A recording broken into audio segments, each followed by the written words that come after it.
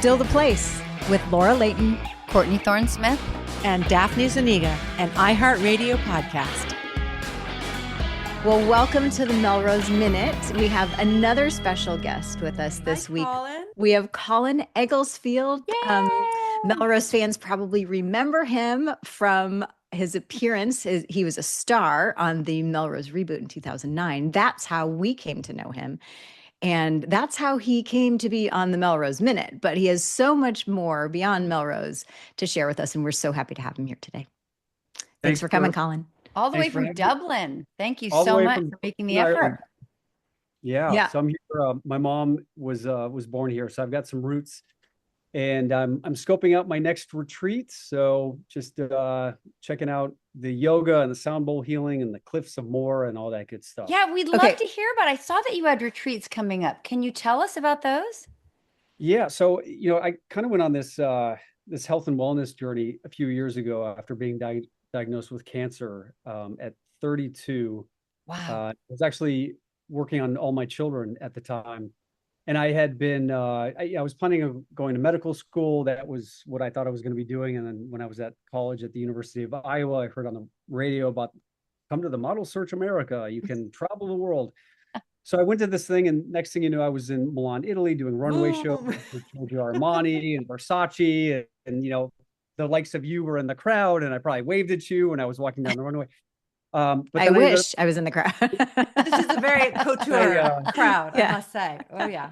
I mean, you do look like a Versace model, Laura. Right. Yes, I'm always hearing a little mini version, a little mini Versace model. Never was model in my possible list of things to do.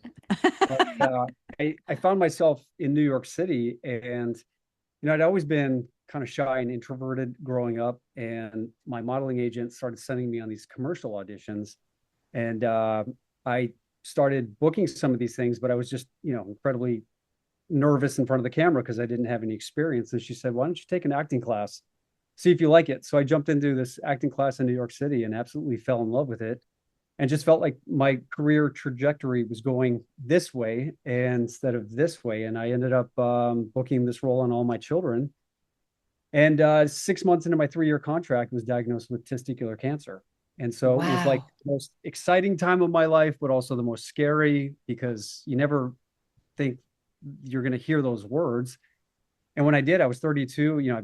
I always tried to work out and eat healthy. And so, it was like this, it's kind of like that denial. But I had to have surgery and radiation treatment. And so I hid this from everyone in my cast, because at the time it's guy stuff, it's testicular. I mean, I don't want the public to know about this stuff.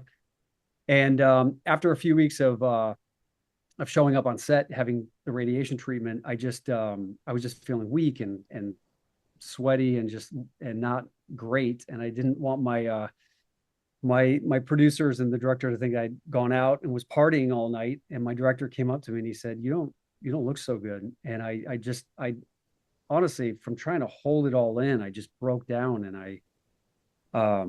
I just told him I was going through this cancer experience and had radiation treatment. And he was like, you idiot, why didn't you tell us? Like, why would you hold something like this in? Yeah. And this is what I guess the big reason why I now talk about it, because I know how lonely it can be and how scary it can be to go through this experience on your own. And a year later, the cancer came back, had to have another surgery.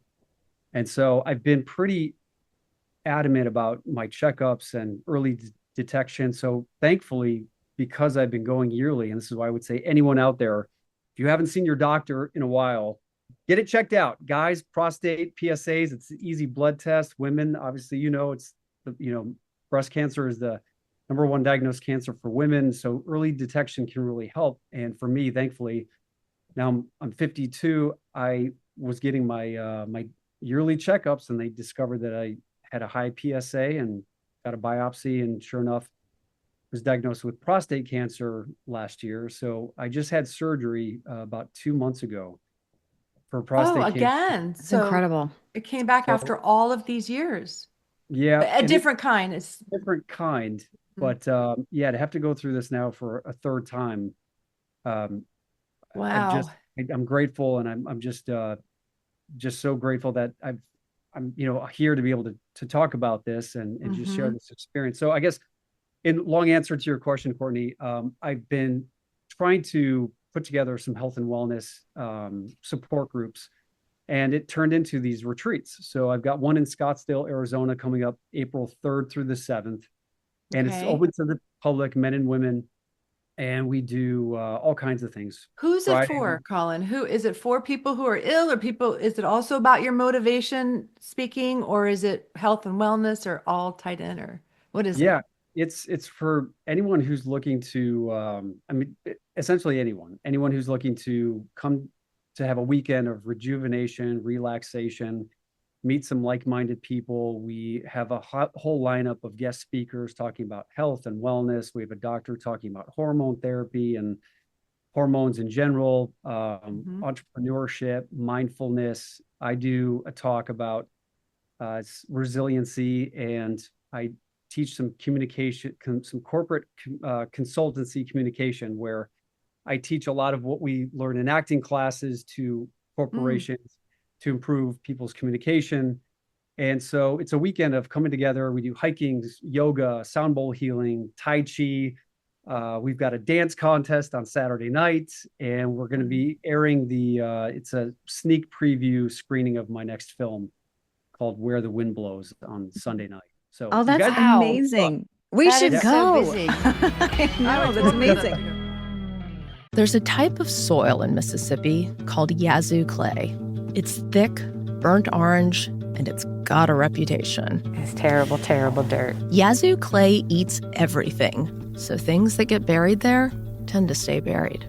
Until they're not. In 2012, construction crews at Mississippi's biggest hospital made a shocking discovery. 7,000 bodies out there or more. All former patients of the old state asylum, and nobody knew they were there. It was my family's mystery. But in this corner of the South, it's not just the soil that keeps secrets. Nobody talks about it. Nobody has any information. When you peel back the layers of Mississippi's Yazoo clay, nothing's ever as simple as you think. The story is much more complicated and nuanced than that. I'm Larison Campbell. Listen to Under Yazoo Clay on the iHeartRadio app, Apple Podcast, or wherever you get your podcast. Hey, y'all. I'm Maria Fernanda Diez. My podcast, When You're Invisible, is my love letter to the working class people and immigrants who shaped my life. I get to talk to a lot of people who form the backbone of our society, but who have never been interviewed before. Season 2 is all about community, organizing, and being underestimated. All the greatest changes have happened when a couple of people said, this sucks, let's do something about it. I can't have more than $2,000 in my bank account, or else I can't get disability benefits. They won't let you succeed. I know we get paid to serve you guys, but be respectful. We're made out of the same things: bone, body, blood. It's rare to have Black male teachers. Sometimes I am the lesson, and I'm also the testament. Listen to When You're Invisible as part of the My Cultura podcast network. Available on the iHeartRadio app, Apple Podcasts, or wherever you get your podcasts. I'm Mary Kay McBrayer, host of the podcast The Greatest True Crime Stories Ever Told. Join me every week as I tell some of the most enthralling true crime stories about women who are not just victims, but heroes or villains, or often somewhere in between. Listen to The Greatest True Crime Stories Ever Told on the iHeartRadio app, Apple Podcasts, or wherever you get your podcasts. Here's the deal. We gotta set ourselves up. See, retirement is the long game. We gotta make moves and make them early. Set up goals. Don't worry about a setback. Just save up and stack up to reach them. Let's put ourselves in the right position. Pre-game to greater things. Start building your retirement plan at thisispretirement.org. Brought to you by AARP and the Ad Council. Hi, I'm Bob Pittman, Chairman and CEO of iHeartMedia. I'm excited to share my podcast with you, Math and Magic, Stories from the Frontiers of Marketing. This week, I'm talking to the CEO of Moderna, Stefan Bancel, about how he led his team through unprecedented times to create, test, and distribute a COVID vaccine all in less than a year. It becomes a human decision to decide to throw by the window your business strategy and to do what you think is the right thing for the world. Join me as we uncover innovations in data and analytics, the math, and the ever-important creative spark, the magic. Listen to Math and Magic, stories from the frontiers of marketing on the iHeartRadio app, Apple Podcasts, or wherever you get your podcasts.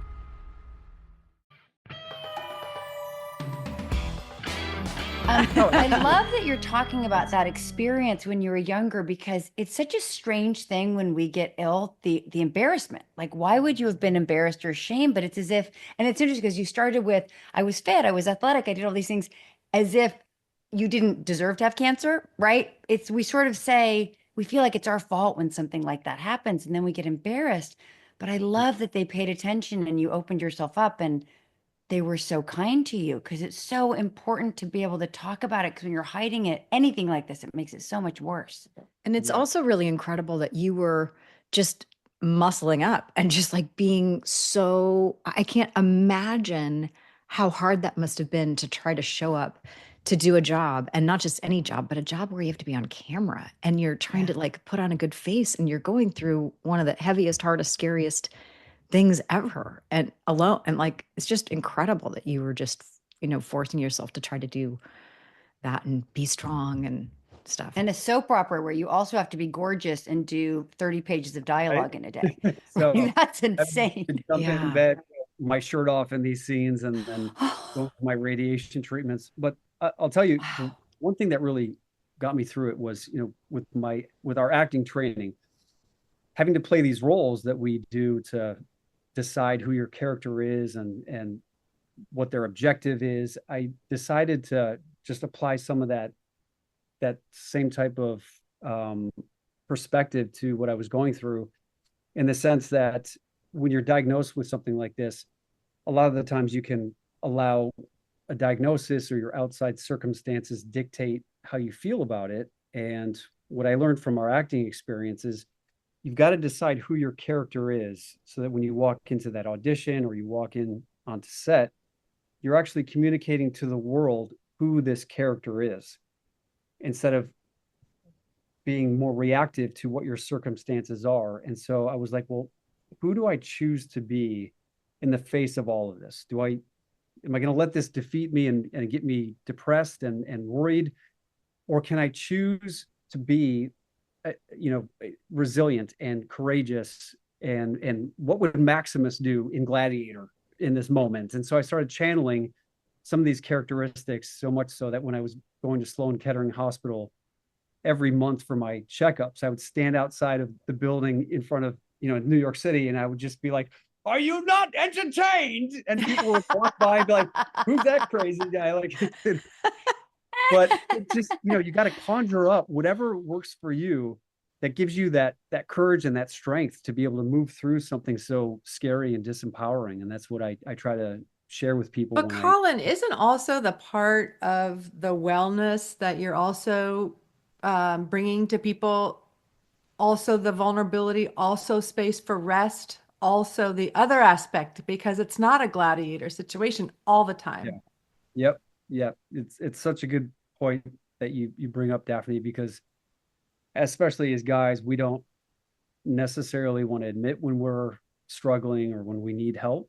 Mm-hmm. And most of the time, I think we just try to make sure that we're not bothering other people or being a nuisance. But what I learned was, by keeping this all to yourself, not only do you stay isolated and alone in this experience, you deny other people the opportunity to show up for you, to be giving and supportive, and to create more of these like authentic friendships and bonds. And as soon as I started telling people what I was going through on all my children, man, I've never seen so many people show up to say, "Hey, do you want me to go with you to your doctor's appointments or to your radiation treatments or whatever?" And I was like, actually, that would be great. And so by sharing this and opening up, you don't have to be needy in the experience, but you can confidently and from an empowered space tell people what you need.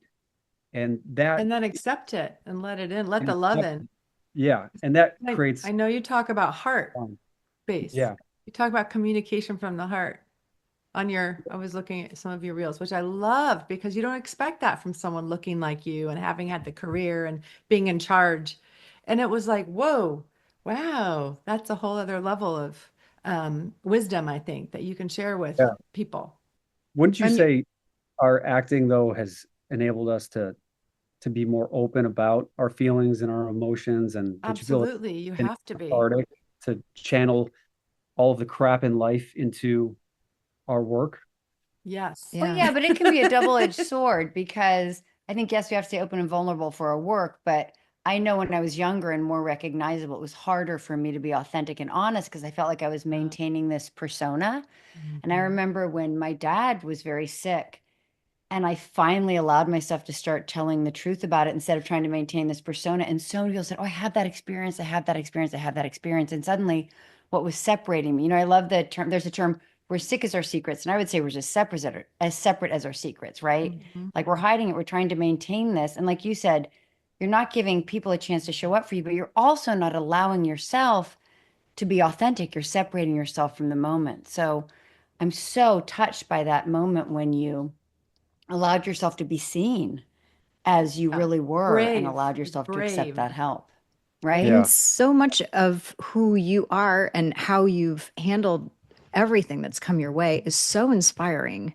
And you have been as long as I've known you, and clearly your whole life, you're not just one thing. You were not just an actor. You were so many things, even while you were dealing with cancer and recovery and healing, you were always very entrepreneurial, and there were so many other things that you were pursuing and that you were focused on, and you've always had other business interests. And I love that you've channeled all of those things about who you are, and you're bringing your message and healing to other people. And it's just such a wonderful thing to share. You're so cool, Colin. You just have so many cool things going on, and you're very inspiring. Thank Yeah, you. I mean, I'm sorry you've gone through and are going through, you have gone through and are going through, but I also feel like the right person was chosen because you're turning it around and using it for good and using it to connect to people. You could use it to stay in the shame and the dark, but you're using it to step out and connect and lead the way to say you can go through it this way. Like one of the things I've been looking at in my own life a lot is the story I tell about what's happening to me. Like there's a thing that happens and there's a story I tell and how I can change the story, which is what you were talking about. You sort of change your character. And I would say, I can always change the story. I don't have to say this is bad. I can say this is interesting. This is different. And you're literally utilizing this difficult thing to connect. It's such a wonderful example for people. Yeah. And I wrote a book a few years ago called Agile Artist: Life Lessons from Hollywood and Beyond. I talk about the experience of going through this cancer journey. And I lived through the whole 9/11 experience as well. I was living across the street when the planes hit and saw people Oh my stuck in God, the towers. Colin. And when the first tower fell, I was one of the people running down the street, and I couldn't get back to my place for a few days. And once I did, it looked like the windows were blown in. It looked like a bomb had blown up in my apartment. And I always think of that day, and it always reminds me of, no matter how crappy your life or your day might be going, there's always someone who has something or some challenge that they're going through that may be worse than yours, or they're not even here to be able to experience another day to pursue their dreams and their goals. And so at 27 years old, when I experienced that whole thing, I'd been studying acting for a couple of years, but the idea of going out to Hollywood to pursue this crazy acting dream was like, well, who am I to think that I could do that? And after that experience, I realized the only thing that was holding me back was my fear of what other people might think, or my fear of failure. And that experience made me realize that I feel like I had a second chance at life. And that if you ever think about, if you were one of those people trapped up in the top of those towers, and someone said, okay, I'm going to give you a second chance at life, would you let anything stop you from going after what you care about, or tell that person you love them you love them fully, because tomorrow is not guaranteed. And I think that's the philosophy that's really helped me go into It's incredible. a lot of the challenges that we face in life. And that at the end of the day, if for me at least, if I'm not pursuing my goals or my dreams, and if I'm not being authentic to who I am and pursuing purpose, I feel like, why are we here then? What's the point? And so that's just what I've been trying to do. Okay, I'm going to your retreats. You just sold me. I'm there. So Scottsdale is April 3rd to 7th, and Ireland is May 22nd to 26th. Correct. Should we all meet in Ireland, people? I would love to be a part of your stuff. Honestly, that's just such an organic, amazing journey with this gift of one life that we have. It's really amazing. There's a type of soil in Mississippi called Yazoo clay. It's thick, burnt orange, and it's got a reputation. It's terrible, terrible dirt. Yazoo clay eats everything, so things that get buried there tend to stay buried. Until they're not. In 2012, construction crews at Mississippi's biggest hospital made a shocking discovery. 7,000 bodies out there or more. All former patients of the old state asylum, and nobody knew they were there. It was my family's mystery. But in this corner of the South, it's not just the soil that keeps secrets. Nobody talks about it. Nobody has any information. When you peel back the layers of Mississippi's Yazoo clay, nothing's ever as simple as you think. The story is much more complicated and nuanced than that. I'm Larison Campbell. Listen to Under Yazoo Clay on the iHeartRadio app, Apple Podcast, or wherever you get your podcast. Hey, y'all. I'm Maria Fernanda Diez. My podcast, When You're Invisible, is my love letter to the working class people and immigrants who shaped my life. I get to talk to a lot of people who form the backbone of our society, but who have never been interviewed before. Season 2 is all about community, organizing, and being underestimated. All the greatest changes have happened when a couple of people said, this sucks, let's do something about it. I can't have more than $2,000 in my bank account, or else I can't get disability benefits. They won't let you succeed. I know we get paid to serve you guys, but be respectful. We're made out of the same things: bone, body, blood. It's rare to have Black male teachers. Sometimes I am the lesson, and I'm also the testament. Listen to When You're Invisible as part of the My Cultura podcast network. Available on the iHeartRadio app, Apple Podcasts, or wherever you get your podcasts.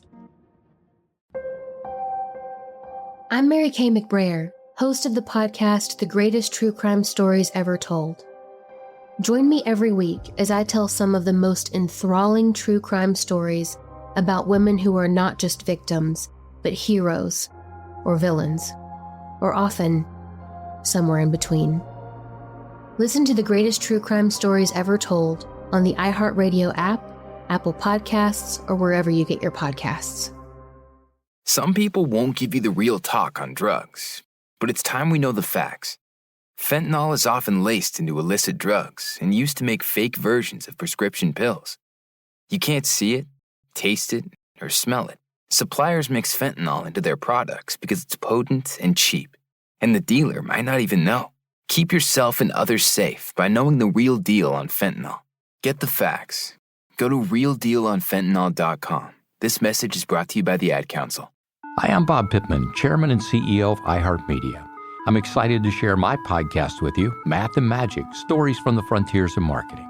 This week, I'm talking to the CEO of Moderna, Stéphane Bancel, about how he led his team through unprecedented times to create, test, and distribute a COVID vaccine all in less than a year.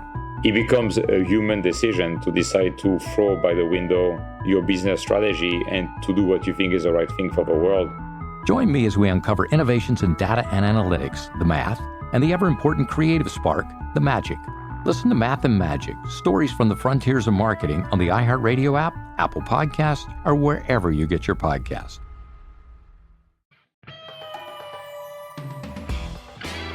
And did you decide to do these retreats because you thought it was something you'd want to do? Like, are you a guest at the retreat, or are these retreats that you have organized and you've created?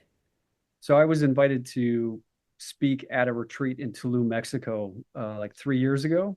And so a woman had organized it and got down there, and there was yoga and steam baths, and it was just an amazing few days of complete strangers coming together. And by the end, you've got these authentic connections and bonds, and it's spiritually and mentally, physically rejuvenating. And I was like, man, I'd love to do this back in the States. And so I've rented an Airbnb in Scottsdale now for the third year in a row. And we put on these events, and now we're doing Ireland. So it's slowly expanding and growing. So would love to have you guys and host you at the next one. I would love to be a part. And how can people sign up? How can people find you? Yeah, the easiest way is probably just go to my website. It's colinegglesfield.com. And on the tab on the top right, there's an events tab. You just click on the events, and both the Scottsdale retreat and the Ireland retreat are right there.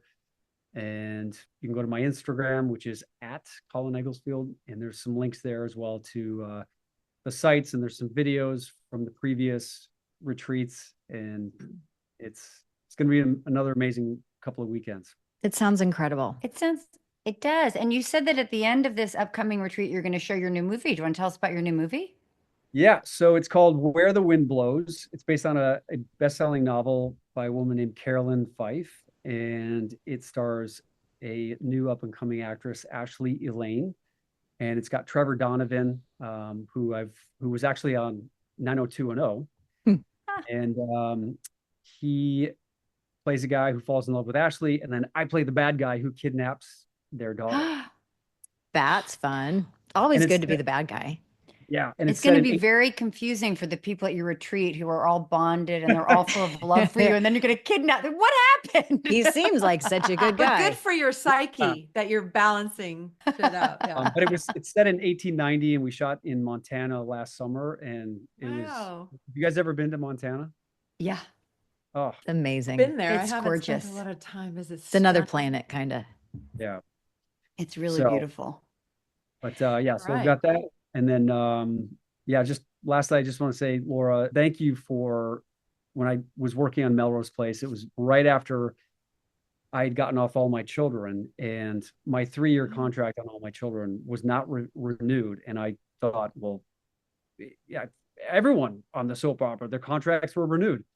And I played the transplanted, unaborted fetus of Erica Kane on all my children. So I was biological son of Susan Lucci's character. And after 3 years of that, my contract was not renewed. And I was just like in this place of like self-doubt and like, am I a horrible actor and whatever. And when I was hired on Melrose Place, I just remember you always being so gracious and so friendly. And I was intimidated at first when I first met you, but you were just so sweet, so kind, and you just made me feel so welcomed on set. So I just want to say thank you for that. Oh, you're amazing, Colin. And I just remember thinking you were the coolest person who had so many layers and so many more things going on than just acting. We were there to do this goofy show, and we're fellow Midwesterners, so I remember bonding over you being from Chicago. And you remember that I'm from Iowa City, Iowa, which is where you went to college at the U of I, right? So go Hawks. I mean, just for everybody else out there. And I have to say, Daphne and Courtney, my sister is incredibly jealous that I'm getting to talk to you right now, because growing up, we used to watch Melrose Place, her and her girlfriends. And of course, she had hot girlfriends. So I was like, okay, we're going to watch Melrose Place. I'll watch that show. And in Chicago, we would actually go to bars. They would show them at bars. So they'd have these viewing parties, and I'd be like, oh my God, these girls are so hot. Like, this is so amazing.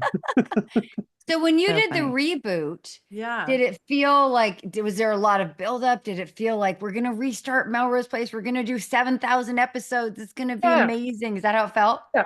Yes. I was like, oh my God, this is like, we just won the lottery. Yeah. wait a minute, how come people aren't watching like they Well, watch? how come, first of all, Colin, when I walked on that set, because I did a few episodes, did anyone point out that the pool was in the wrong direction? Yes, Like, they it's did. not my apartment Constant building. conversation. Yeah. The pool is, I mean, that's like, duh. I mean, of course the show's not going to, That was bad succeed if the karma. pool's in the wrong direction. That was the real problem. And killing Sydney, like, right? Well, weren't what you I dead, noticed, Laura? what I noticed I as was an dead. audience member is, we talk a lot about when we're doing the reboot with the rewatch. It started really slow, and I felt like the reboot, it was just like crazy from the get. Before I even knew who anybody was, like people were dying. I was like, what is There's happening? an art thief heist. I was an alcoholic. It was like what? Right away. I mean, the first one was like just a couple of cool kids in an apartment complex getting to know each other. I was like, can we just maybe have focus on the relationships? Like, Yeah, it did start up. You never know how a show's going to go. You just How never long? know. I don't even remember how long that reboot lasted. A year. I know it was just one season, and I sure thought it wasn't said 32 13 episodes on our Yeah, it may have just been little 13. sheet. Yeah. Yeah. And then just, no more. But maybe one day we'll do a real one. But We'll you invite lived Colin. through it, and you've lived through a lot more than that. And again, I'm just going to reiterate, it's so inspiring to have someone take life and what it's given to you, turn it into, and stay focused on your full potential and your heart's desire and following and that giving to others and sharing who you are is such a huge part of it. It's that right there is, goals over here. So I think thank you that's so much. really wonderful. Like you guys do the very same thing, and the fact that you guys are here bringing people together and providing a platform to share. We do the really important work, Colin. And it also gives us an opportunity to connect and reconnect with people like you and to hear your story that you're, so much more than just any of the things that most people are. And your journey's amazing and super inspiring. I'm proud to know you, and I'm so glad that you got to that you were willing to come on and talk to us today on Still the Place. Enjoy the pub with your so nice to meet you. And come and back. Everybody else, you're all old friends, but it's so And good we'll to see meet you at a retreat. Yeah, it sounds like we're going to see you in Ireland. Yeah. And beyond. Yeah, if not apparently Arizona. we'll see you in the steam bath. That's So right. That'll be interesting. There you go. Great. And Laura, yeah. Oh, well, thanks so much for coming, Colin. Thanks, Best of luck guys. to you. Congratulations on everything and all of your healing. We'll be thinking about you and hope to see you soon. Bye, Colin. Bye-bye. Talk soon. In Mississippi, Yazoo Clay keeps secrets. 7,000 bodies out there or more. A forgotten asylum cemetery. It was my family's mystery. Shame, guilt, propriety. Something keeps it all buried deep. Until it's not. I'm Larison Campbell, and this is Under Yazoo Clay. Listen on the iHeartRadio app, Apple Podcasts, or wherever you get your podcasts. Why would you do that to me? Los Angeles, 2021. A friendly neighbor appears out of nowhere and promises to make all my dreams come true. Let's not forget that David Bloom was a professional con artist, so you didn't stand a chance. But my dreams soon turned into a nightmare. I'm Caroline DeMore. Listen as I take down my scammer on Once Upon a Con on the iHeartRadio app, Apple Podcasts, or wherever you get your podcasts. Ever wonder what it would be like to be mentored by today's top business leaders? My podcast, This Is Working, can help with that. Here's advice from Google CMO Lorraine Toohill on how to treat AI like a partner. I see AI as an incredible co-pilot. You may use different tools or toys to get the work done, but AI is just the latest flavor of that. You're still the judge of what good looks like. I'm Dan Roth, LinkedIn's editor-in-chief. On my podcast, This Is Working, leaders share strategies for success. Listen on the iHeartRadio app, Apple Podcasts, or wherever you get your podcasts.